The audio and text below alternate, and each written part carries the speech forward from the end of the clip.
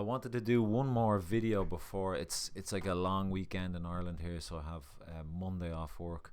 Um, I wanted, yeah, I wanted to do one more video, and at the moment, like Transformers, this comic book is so good that I just had to read one more issue. Just get my fix. And there was a huge battle between Starscream and Soundwave in the last issue, like, and this one is more kind of reflective, but it's got all these like beautiful, just little subtleties in it, like, and it's very deep. It's probably the deepest issue so far, I think. So look, let's get into it. Let's get into this comic book madness. I'm gonna turn myself off here because I want to see as much of the art as possible. The opening scene, there's just a great. So in one of the previous issues, this character Carly, she's after kind of falling out with Cliff Jumper, and I just loved this scene where they're out kind of chilling out, and they're with RC, and then Cliff Jumper turns up here, and it's just they're all having the chat, and this character Carly, I just love the way, like she's kind of turned her back on Cliff Jumper, she's standing off to the side, and this guy, what's his name, Spike or something, is it? He's like, saying, come on, and essentially she just thinks Cliff Jumper was being a bit of a wimp, not killing Starscream, and he's just like, I'm not, I can't kill, I think he's just like a pacifist or something like that, like.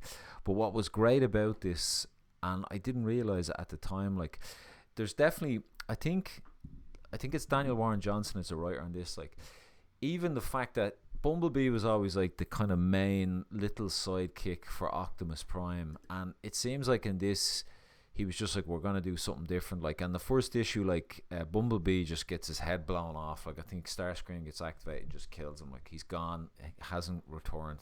He might return at some point, but like, it's almost like Cliff Jumper is getting a bit of a bit of love in this book, and it's great, like, it's kind of like something different. And then the others, like, there's just some really nice scenes here, kind of this I don't know, to me this scene was kind of a dark kind of, well, actually, sorry, there's this one's really interesting. It's Soundwave, and I don't remember the name of this guy, like, he's one of the other jet based kind of Decepticons, like, I'll get his name in a minute, but it's like Daniel Warren Johnson is trying to show a bit of almost like nuance to the Decepticons. They're not just pure evil, like, and they land on this aircraft carrier, and like, look at that shot there where he's pushing what's his name now, it's kind of bothering me that I don't know his name, hang on a second. Where is it? Thundercracker. The names of these characters are so good. Like, so Thundercracker's pushing all of these jets off, and he's kind of just thinks humans are pathetic. Like, look, he picks up this, captain of the ship, picks him up, and like, he's firing his little gun in his face, and he's saying to be so dependent on things outside of your own self. And he's saying, please God, like, I have a family. And he's saying, I pity your fragility, small thing. But he lets him go. Look, this is great stuff. Like, this, like, it's almost like, the Decepticons are not just these destructive, just pure evil things. Like, he actually lets them go, and he says, be on your way. And like, you see them all looking, and they all jump into these like escape, what are they called? I don't know, just boats, escape boats or something. I can't remember the name, like. But then Starscream's like, what are you doing, Thundercracker? And he's like, they can't hurt us, leader. I actually love the way he calls him leader.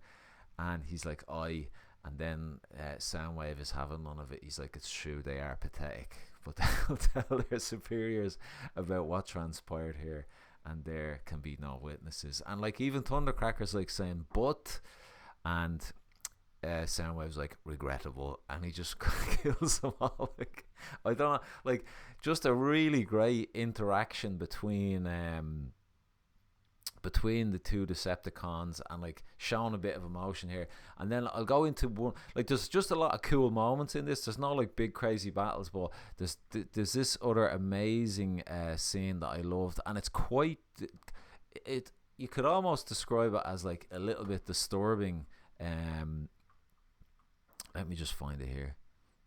It's just a great exchange, like really great exchange. And then I leave the video at that. Like there's some other cool stuff in here, but you know yourself, you don't want to go into too much. But it kind of jumps to a new scene, and like Optimus Prime is having these visions of like holding a baby and playing with a baby, and you see here he's drawn with the baby, and then he kind of wakes up, he hears someone saying hello, like, and you know he's saying to himself, what's happened to me? But he can hear this voice calling him, like, and he walks off, and he comes in here, and like this is Jetfire, which is like, it's almost like I think the gigantic Autobot that carries all of this Autobots inside. It's like their version of a plane, but it's enormous, like. And he was I think he was destroyed or something earlier in the book, or maybe he hasn't been reanimated, like. But he's saying like, you know, welcome back to us, Jetfire, and he's like, Jetfire, that, yes, that is my name. Where am I? How did I get here? I can't move. So like he kind of can't really remember it. And I didn't know this about Transformers. Like they're saying like some of your spark was left, my friend, a small part.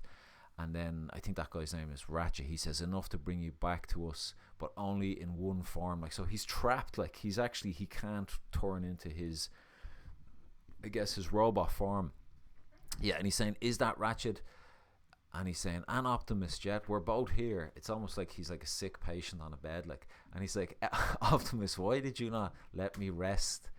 And look, you see Optimus is pretty sad here. Look, I love to see all the lighting there, like a nice bit of cast shadow off of Optimus's head. And he's saying, I wanted to Jetfire, I truly did, but Teletran 1 is struggling to heal our fallen soldiers, and our energon is running low. I had to use what was left at my disposal.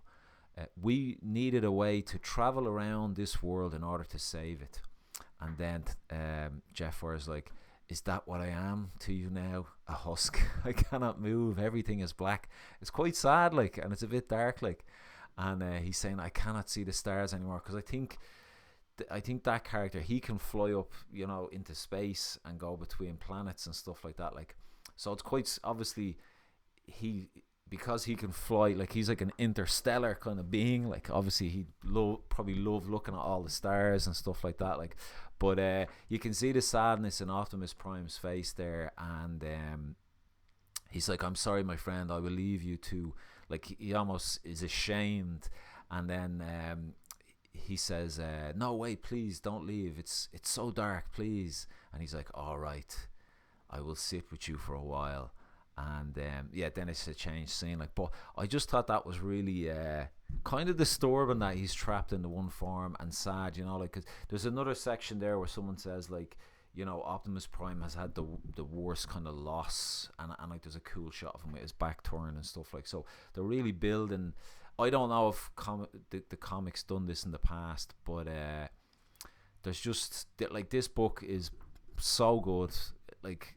It's definitely, I think it's definitely my favorite comic book so far I've read this year. Like, I loved Court of Owls and I loved Hellboy, but I don't know what it is. Maybe because I know this series is out now, like it's a kind of ongoing series. But there's just so many cool moments in it, like, and they're adding that kind of depth, and it just feels that little bit different than just from me watching the Transformers cartoon as a kid, like. But just brilliant. I highly recommend this. It's so much fun. Just excellent stuff.